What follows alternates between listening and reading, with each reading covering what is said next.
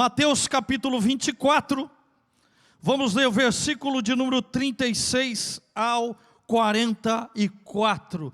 Porém daquele dia, ora ninguém sabe, nem os anjos do céu, nem o Filho, mas unicamente meu Pai. E como foi nos dias de Noé, assim será também a vinda do Filho do Homem.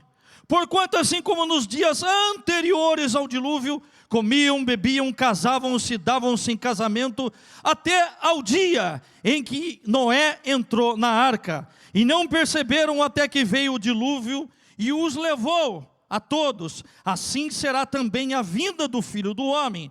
Então, estando dois no campo, será levado um e deixado o outro. Estando duas moendo no moinho, será levada uma e deixada a outra. Vigiai, pois não sabeis a que hora há de vir o vosso Senhor. Mas considerai isso: se o pai de família soubesse a que vigília da noite havia de vir o ladrão, vigiaria e não deixaria que fosse arrombada a sua casa. Verso 44, por isso, estai-vos apercebidos também, porque o Filho do Homem há de vir a hora em que não penseis. Amém? Quem está esperando a vinda do Senhor Jesus? Quem ainda tem essa esperança, meu irmão?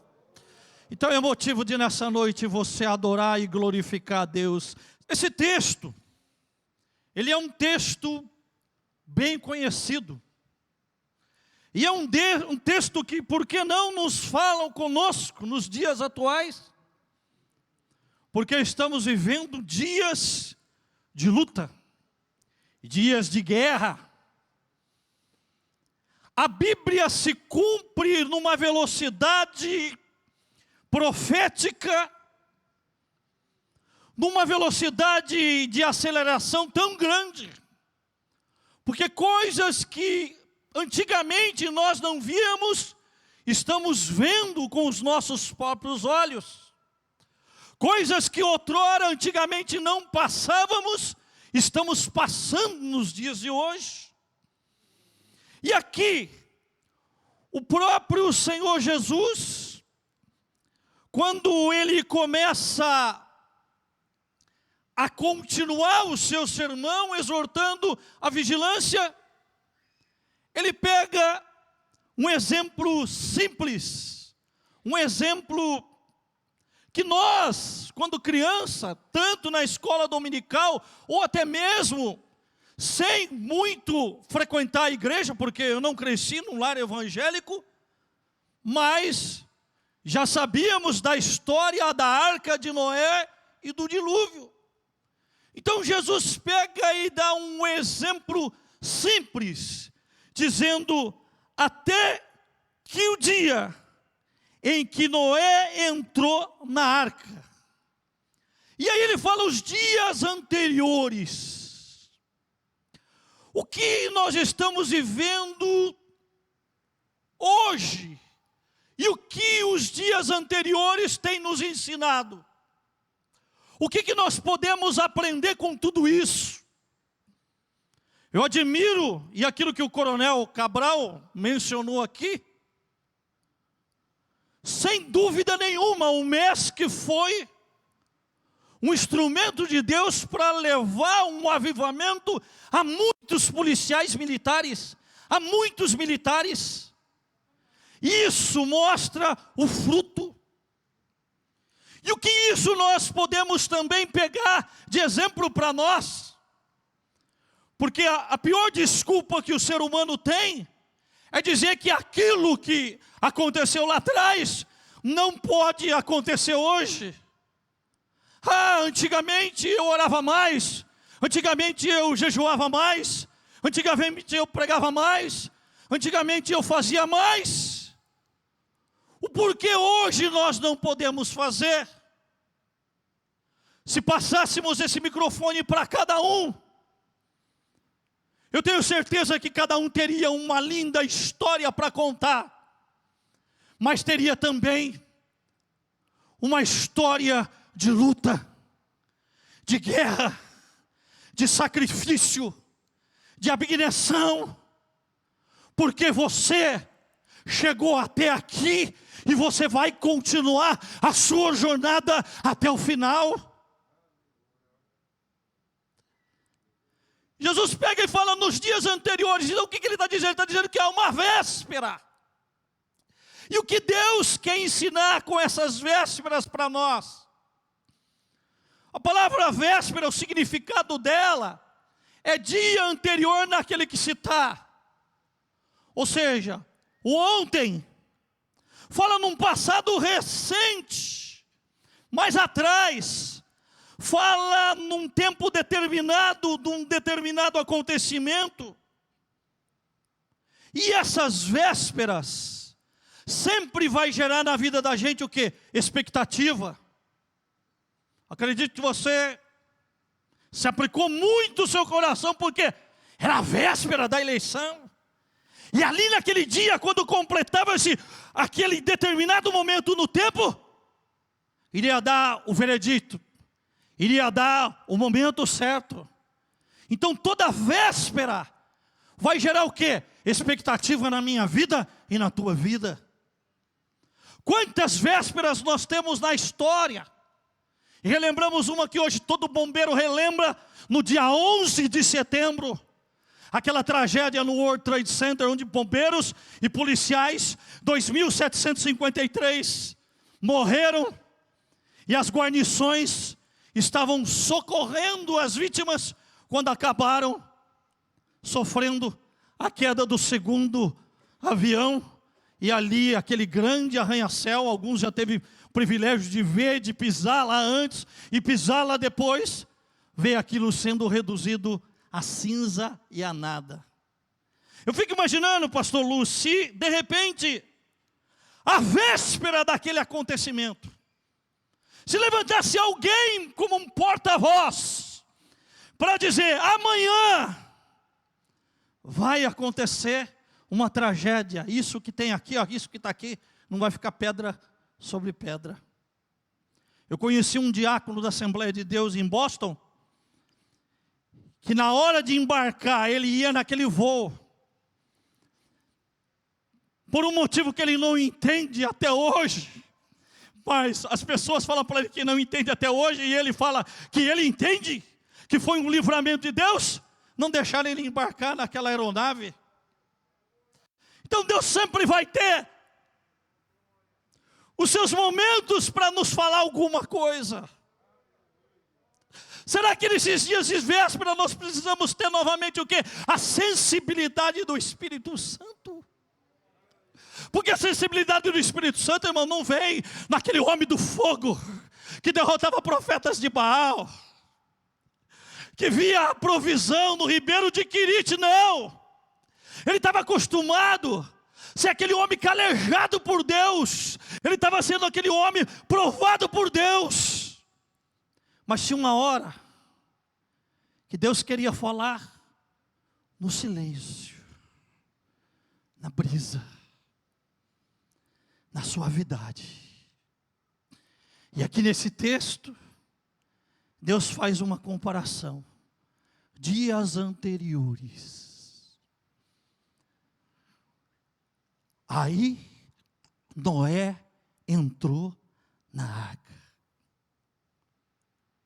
Deus pega e aparece a Noé e fala, ó Noé, vou lhe dar um projeto. O projeto é o seguinte: cansei do homem, vou destruir todo mundo. Noé pega e fala, mas espera aí, Senhor, destrói. Deus olha para Noé e vê que Noé era o justo. Então Deus pega e fala assim, eu vou dar uma missão para você, Noé. Você vai pegar e vai falar que aqueles que não se arrependerem serão destruídos. E eu vou te dar um projeto mais audacioso que tem. Você vai construir uma arca, vou te dar as medidas, vou te dar o tamanho, vou te dar o material. Eu fico imaginando, se Noé pensasse, aonde que eu vou arrumar dinheiro para isso? Aonde eu vou arrumar nos dias de hoje engenheiro para construir uma doideira dessa. Mas Deus sempre vai confundir os sábios desentendidos. E vai pegar as coisas loucas desse mundo para confundir. Porque um dia pegou eu e você, que não éramos nada. Hoje nos colocou para sentar entre príncipes e reis. E hoje nós temos a salvação de Cristo Jesus. O projeto é audicioso, 120 anos. E o que você vai fazer? Você vai construir a arca, e a arca vai ficar testemunho. Quando todo mundo chegar e olhar para isso, você vai pegar e vai falar, ó, vai ter um momento que vai vir um dilúvio, Deus vai destruir a terra inteira por águas, e só vai se salvar quem entrar dentro da arca. Fala para o teu irmão, você já entrou dentro da arca. E daqui a pouco, fala para ele, daqui a pouco, nós estaremos partindo seguro para o caminho que Ele nos reservou. Ô irmão, só imaginar aquela cidade, as ruas de ouro, as coisas que nem os ouvidos ouviram, nem que os olhos viram, são as coisas que Deus preparou para aqueles que o amam. Noé pega aí e começa a chamar sua família. É interessante, pastor Levi, quando o Senhor trouxe a família do Senhor, na real, o que mostra? Que aquilo que foi no passado, está sendo no presente, e se assim Deus permitir, vai continuar no futuro. Porque Deus, Ele não fica contando o tempo, como nós contamos, da nossa maneira. Noé chama a família e fala, vou explicar agora, o que é? Uma revelação. Deus pegou e falou que eu estou num projeto, vocês estão comigo? É difícil. Quando eu fui para a escola de sargento, eu sempre abria a mão, por causa das minhas viagens. Falei assim, pô, vou viajar para tal lugar, vou pregar em tal lugar e vou ficar preso naquela escola lá. Mas aí um dia Deus chegou, o pastor Cláudio falou assim, não, seu lugar é lá. Você vai para lá, você vai ficar lá. Aí fui para a escola e falei assim, o que eu estou fazendo aqui? Primeira semana, eu não entendia. Vira para o teu irmão e fala para ele assim, aonde há luz, fala para ele, onde há luz, não adianta se esconder, porque você vai brilhar onde você for. Cheguei na sala de aula, pessoa de todo mundo na sala de aula lá, todo mundo sem alojamento, aquela... Aí o pessoal olhava para mim e falava, você não está esquentando a cabeça? Eu falei, não, estou tranquilo. E aí segundo dia, gente com problema, com dificuldade, eu falava, pessoal, alguém aí, vamos fazer uma oração aí? Vamos orar? Independente da igreja que você é, independente do credo que você tem, mas aí que é a diferença. Espírito Santo está conosco, e não somos nós que convencemos, é Ele que trabalha, é Ele que faz a obra, é Ele que convence. E aí eu estou lá, estou orando lá, tudo bem, tranquilo. Daqui a pouco chega um irmão lá, uma pessoa lá, um irmão lá, eu sou o presbítero da igreja, e nós vamos começar os cultos aqui. Eu queria saber se tem algum diácono, se tem algum evangelista, se tem algum pastor, não sei se tem um pastor aqui. Quando esse irmão chegou, bateu na porta e falou que ia começar a ter culto lá no meio da escola do Cefap, 959 alunos lá. E eu estou quietinho, eu falei assim, não, vou ficar quietinho, vou ficar sossegado, vou tirar umas ferinhas, vou ficar aqui um pouquinho, né? Aí, quando eu estou sentado lá, nobre obreiro, pastor, estou lá, aí todo mundo pega na sala de aula, ele, apontaram para mim. Aí eu falei, aí não tem jeito. Aí começamos o trabalho, o culto lá. Aí um dia, a coronel, o comandante da escola, foi lá na sala de aula e falou assim, olha, nós vamos ter a parada da semana. Quando terminar, eu quero que você dê uma palavra de Deus. Eu li o Salmo 23, fiz uma oração e falei assim, fica tranquilo na tua casa, porque o Senhor é o teu pastor e nada te faltará. Quando nós estamos nesse projeto, a família é difícil de entender. Porque imagine, primeira coisa que falou, mas da onde vai vir o recurso? Não sei, Deus vai vir. Volta lá atrás. Quantos milagres Deus já fez quando você não tinha, apareceu. Volta lá atrás, quanta porta que estava fechada, de repente se abriu. Volta lá atrás, quando não deram nada para você, quando falaram, é o final, Deus chegou e falou, não, é agora, é o começo, e eu vou começar a fazer coisas maiores. Porque é difícil a família entender, 120 anos, então tá bom, pai, deu a revelação, beleza, então continua, ele continuou. E aí eu fico imaginando se fosse nos dias de hoje. Hoje a gente tem televisão, a gente tem mídia, todo mundo filmando. Olha, está dizendo aí que Deus vai destruir a terra por água, e só quem entrar dentro dessa arca que ele está dizendo que vai construir, é que vai ser salvo. É difícil acreditar quando nós não vemos nada. Mas nós temos um recurso que Deus entregou no meu e no teu coração, chamado fé. Porque com fé nessa noite, Deus vai enxugar a tua lágrima, mãe, que o teu filho está afastado dos caminhos do Senhor. Pela fé nessa noite, essa doença que os médicos dizem que não tem solução, que não há solução, não tem problema. Ele é médico dos médicos por excelência. E basta nessa noite Ele tocar em você e você vai ser curada. Você vai ser curado. Um milagre vai acontecer. Pela fé nessa noite, você vai entender que agora você não tem, mas daqui a pouco a provisão vai chegar, porque Deus ainda continua sendo Deus. E os projetos dele não poderão ser frustrados na minha vida e na tua vida. 120 anos, todo mundo televisionando. E está passando o tempo. 119 anos. Está lá, a arca está quase terminando. Aí pergunta, e aí? Quando vai vir essa chuva aí? Os meteorologistas de plantão, chuva. É seca para mais 20, 30, 50 anos. De repente, um monte de animal começa a se dirigir para a porta da arca. Alguns começam a dizer, opa, parece que é verdade o que ele está dizendo. Outros falam que nada. Ele deve estar usando algum artifício para fazer todos esses animais entrar na arca. E vocês estão acreditando.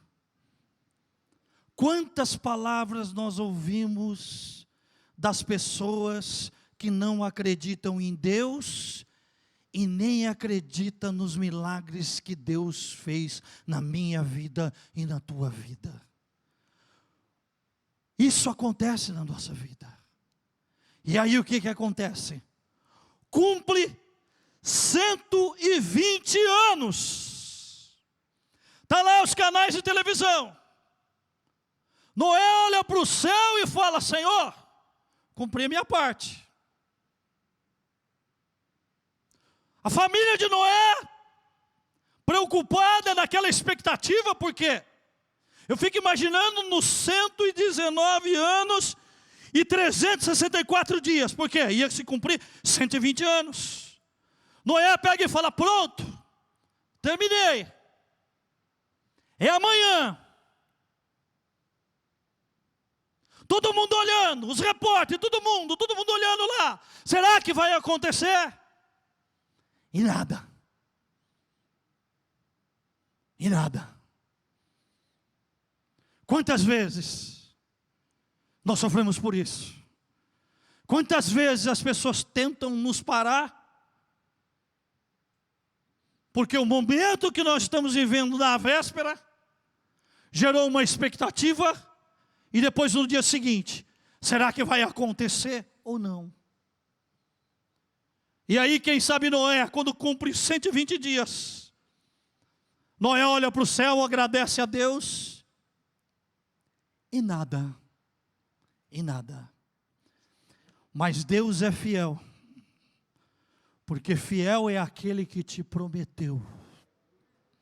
A Bíblia diz lá em Gênesis 7:10, que aconteceu que passados 7 dias, vieram sobre a terra as águas do dilúvio. E o que aconteceu? A palavra de Deus se cumpriu. E eu fico imaginando lá, nas vésperas, todo mundo do lado de fora desacreditando, todo mundo lá do lado de fora, quem sabe até xingando, quem sabe todo mundo do lado de fora até torcendo contra. Levanta a sua mão que eu quero profetizar, em nome de Jesus. Por mais que haja todo mundo do lado de fora, todo mundo não acreditando em você, nessa noite, assim diz o Senhor dos Exércitos: eu acredito nos teus projetos, eu acredito naquilo que eu entreguei na tua mão, eu acredito em você. E nessa noite, olha a palavra profética que Deus está me dando ao meu coração: eu desengaveto planos e projetos que estão guardados. Sabe por quê?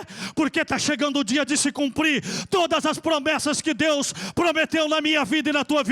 Se você crê nessa palavra, levante a tua mão e glorifique o nome do Senhor Jesus. Sabe o que Deus está entregando para o senhor, pastor Levi? Não é projeto, é um grande projeto. O Senhor me diz, Ele dá força ao cansado, Ele revigora todas as forças. Ele diz assim: eis que multiplicarei, eis que levantarei, eis que colocarei 4 alicerces. Nesses 4 alicerces eu amplio a tenda. Nessa tenda, dessa noite, eu descortino os teus olhos. Como Deus fala para Abraão, Ele diz assim: olha para as estrelas do céu. Não me diga como, não me diga nada.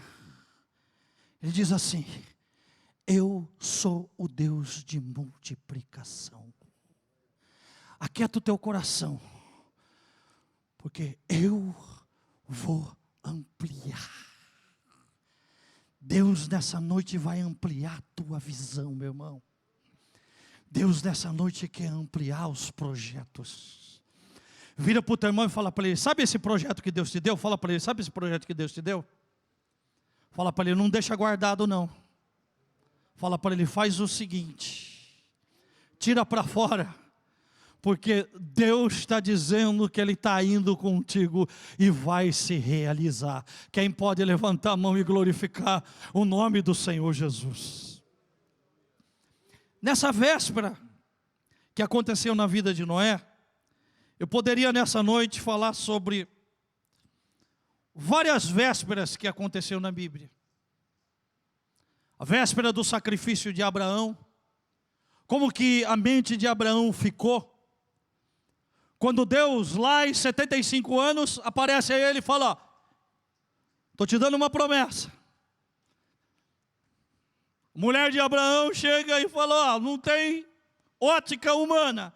Mas Abraão fala: se Deus falou, Deus está falado. A ótica é a ótica de Deus. A promessa é a promessa de Deus, não é a promessa do homem. Cumpre, nasce. Vem quem? Isaac. Aí é interessante que Deus trabalha de alguma maneira que a gente não entende. Porque às vezes Deus quer tirar de nós o fruto da sua promessa, ou seja, aquela maior bênção que nós recebemos. Deus quer colocar em prova aquela bênção. dizendo assim: peraí, eu te dei a bênção. Está tudo bem, Abraão? Tá, Senhor. Isaac está uma bênção, está crescendo. Fala o seguinte: sobe no monte. E lá no monte, a hora que o senhor chegar lá, eu vou te falar o que você vai fazer. Tá bom, e ele vai. E aí Isaac já começa a dar a antecipação da véspera para Abraão. Papai, nós estamos indo para o sacrifício, mas eu não estou vendo, cadê o cordeiro? Aonde está o cordeiro? Aí Abraão faz e fala o que às vezes a gente fala. E às vezes a gente não entende, porque nós mesmos profetizamos. Deus proverá. Quando ele chega lá, eu fico imaginando na véspera, se Abraão começasse a ficar apavorado, dizendo: peraí, vamos tentar achar alguma coisa aqui. E Abraão não acha nada. Chega naquela hora para o sacrifício. Abraão pega o instrumento, o coutilho para sacrificar. E a hora que ele vai sacrificar, brada-se o anjo dizendo: Abraão, Deus viu que você tinha muita fé. Deus preparou o cordeiro. Deus nessa noite está preparando provisão para você. Deus nessa noite está preparando um milagre. Por mais que você não esteja vendo nada agora, mas vai chegar na hora certa, que vai se cumprir e vai acontecer o milagre. Nós poderíamos falar também sobre a véspera do Calvário. Quando Jesus estava ali, preso, e ali, ele já estava tendo a revelação de tudo que ele ia passar. Mas o próprio Jesus dizendo: olha, o Filho do Homem vai ser entregue aos malfeitores, vai ser chicoteado, vão açoitar, ele vai ser morto, mas no terceiro dia ele vai ressuscitar. Agora imagine os discípulos. Pedro: não, Senhor, estou contigo porque daí vier. Malco vem, vai prender Jesus, ele pega a espada, corta a orelha de Malco. Mas quando Jesus é preso, o que ele faz? Sai fora, ele corre. A tendência minha e sua é assim. Quando nós estamos passando por algo que a gente acha que é inevitável, que não tem reversão, dá vontade de correr, dá vontade de fugir, dá vontade de ir embora. Quantas e quantas vezes? Quantas e quantas vezes as pessoas não entendem e falam assim: para que esse culto militar, para que esses negócios de evangelizar quartel?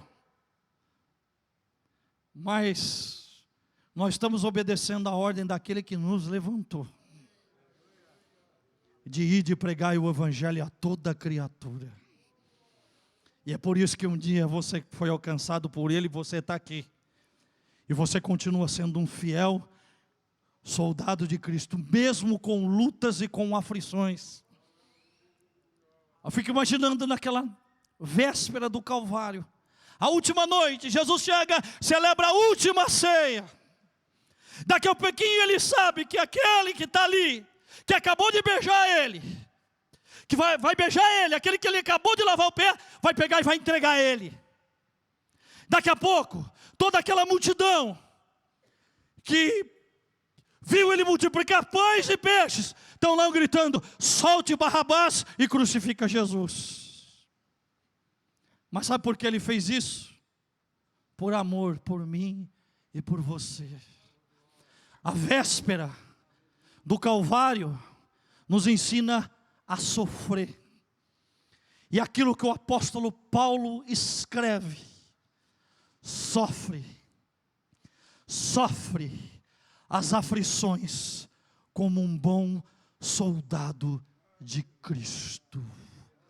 Aquilo que o salmista dizia no Salmo 30: o choro pode durar uma noite, mas a alegria vem pela manhã. O choro dos discípulos, O choro daqueles que acompanhavam Jesus não durou uma noite só. Durou 3 noites. O choro do povo que ficou 400 anos preso no Egito, no escravo lá, escravo de Faraó. Mas eles tinham uma esperança. Porque quando José chega, sabe que o seu fim está próximo, ele só faz um último pedido. Quando chegar lá na terra prometida, pega os meus ossos, não deixe aqui, e enterre lá na terra prometida. Quando Jesus ressuscitou, Mateus pega que fala que muitos que dormiam apareceram na cidade. Isso são as promessas de Deus. Eu não sei nessa noite se você está vivendo uma véspera de choro, uma véspera de calvário, uma véspera de noite escura, mas eu quero dizer para você, daqui a pouquinho, aquele que ressuscitou, Ele tem o controle da tua vida nas mãos dEle, e Ele vai fazer novamente ressuscitar coisas grandes na sua vida e na minha vida.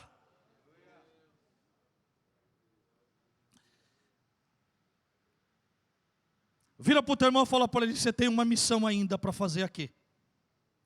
Fala para ele: você tem uma missão.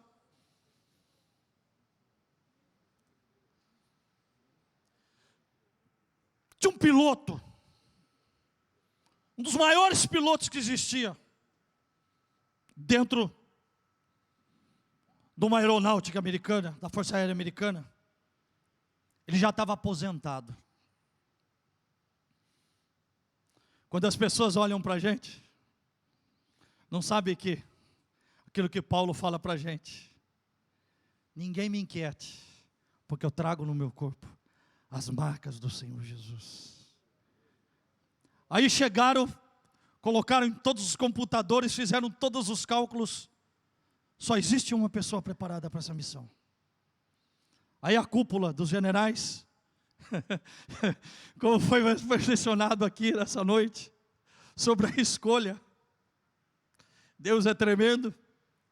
Falaram: ó, só tem uma pessoa para essa missão. Quem? O Richard. Mas o Richard está aposentado. Vamos lá. Foram lá. O Richard já estava velho.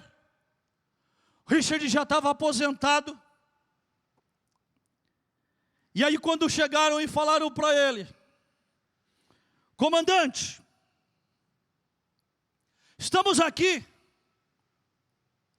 porque o país precisa novamente do Senhor por uma grande missão. Vire para o teu irmão e fala para ele assim: e aí? O general está te convocando para uma missão.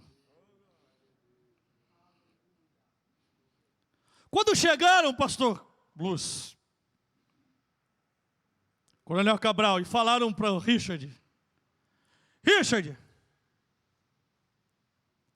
consegue fazer a missão? Ele respondeu simplesmente assim: se você está vivo, a sua missão ainda não acabou.